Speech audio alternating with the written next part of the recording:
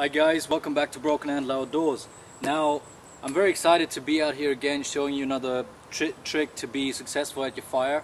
Now, in the last video I talked about finding good kindling, and now I want to talk about finding good fuel. Now, the difference being, you cannot use the snap test like I showed you in the last video to see if it's good firewood. Because if you're human like I am, you probably cannot break this wood.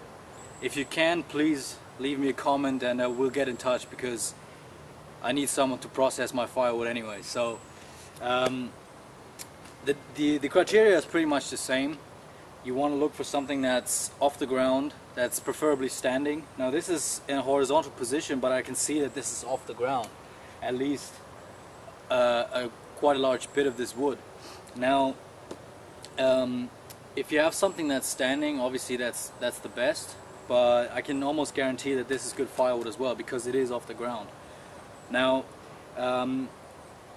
before you cut down this tree or cut it down to size and make it into suitable firewood, you want to make sure that it's the right wood, that it's dry and it can be burned. Because if you expend all this energy and then you find out that it's wet, then you've wasted calories pretty much. And in bushcraft, or if you talk about survival situation or self-reliant situations, you obviously want to limit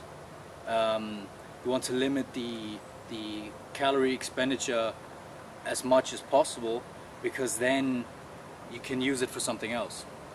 So to make sure that this wood is suitable, obviously you could use the snap test on smaller branches, right? Because that gives you a good indicator of the moisture in the wood, and I can see that this is very, very dry.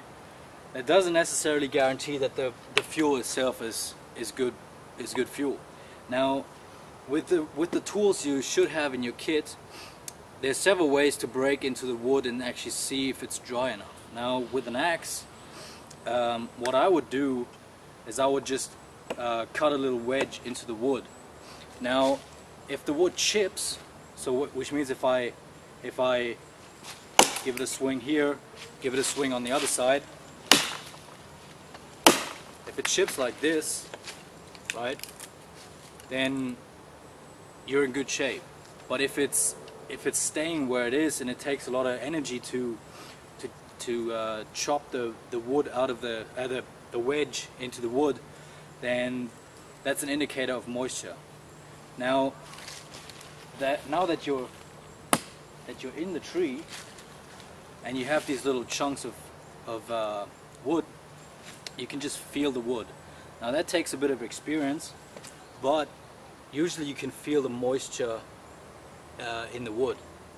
Now this feels dry enough to burn, to use as fuel once the fire is built up, but it doesn't feel 100% dry.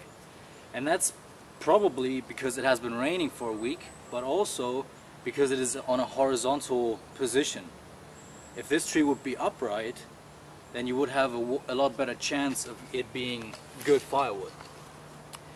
Another good thing to do is just use a saw.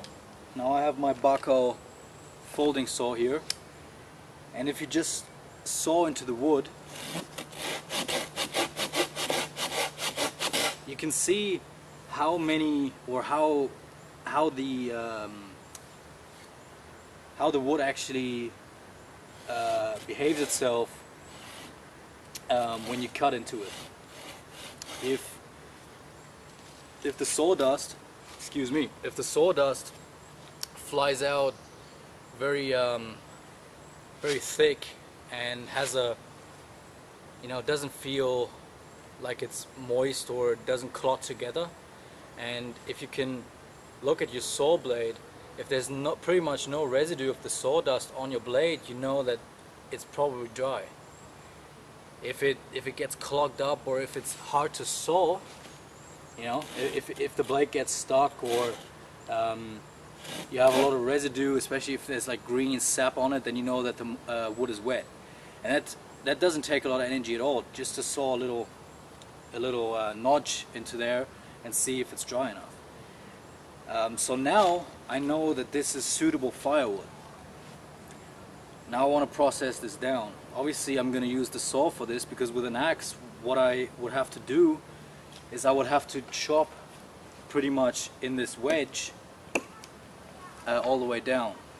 Now that expends more energy than cutting it with a saw, and you're going to lose this part of the tree, and that would be wood to burn. Obviously you want to be efficient in what you do.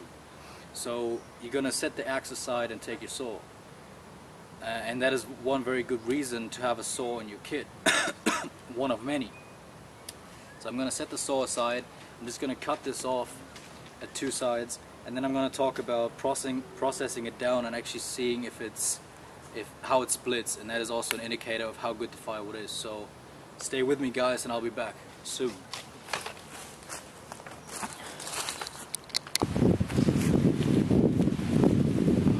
Okay, so now that we've cut the tree down to the size that we want to split this open and prepare it further to be used in a fire.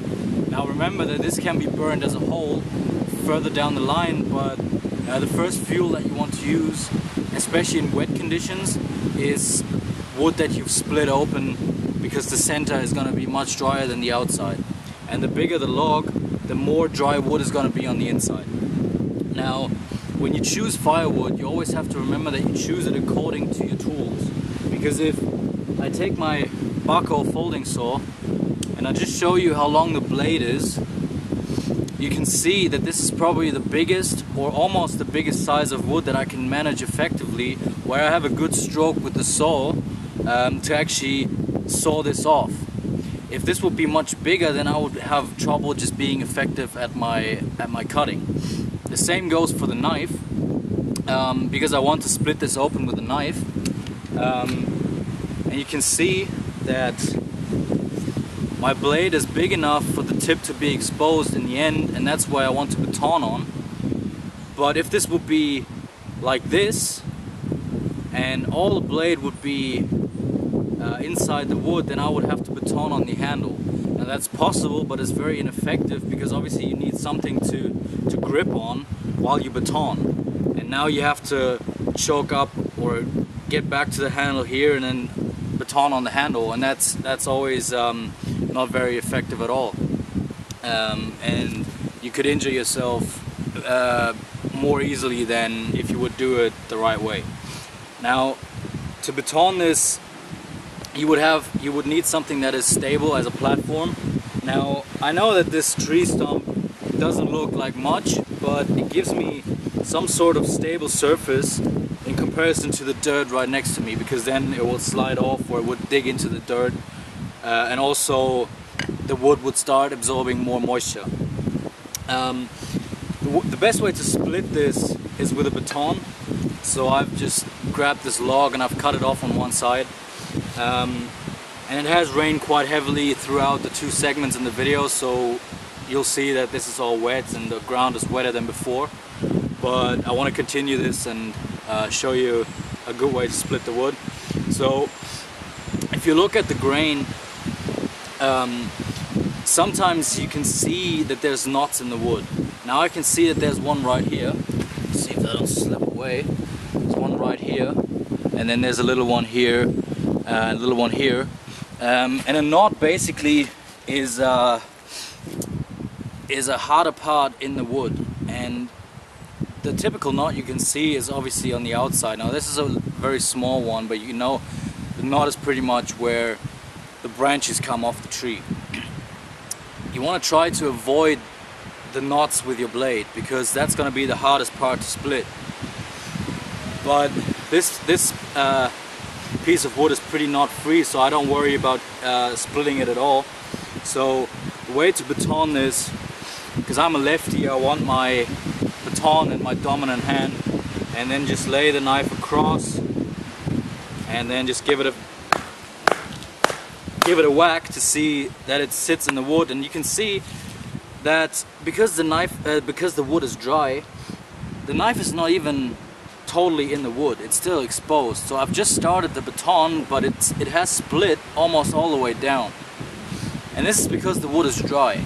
if the wood would be wet, then it would be bendable, and it would actually grip the knife and bend the wood, and it wouldn't break. And that's what you want to look out for, because now you know, because it has split almost all the way with no effort at all, that this is very good firewood. It is dry wood. And it always depends on the knife that you use, and the back of my knife is very, very thick, so it has more of a wedge shape, and that makes it easier for the knife to split the wood. But I can almost guarantee that every knife would have the same result with this kind of wood, because it is that dry. So now you can just finish the baton.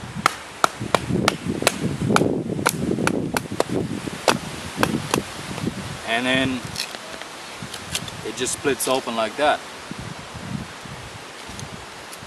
And now you have perfectly good firewood, just like you would have at home, that has been stored for years and years. The only difference is that this has been stored in nature, and with the right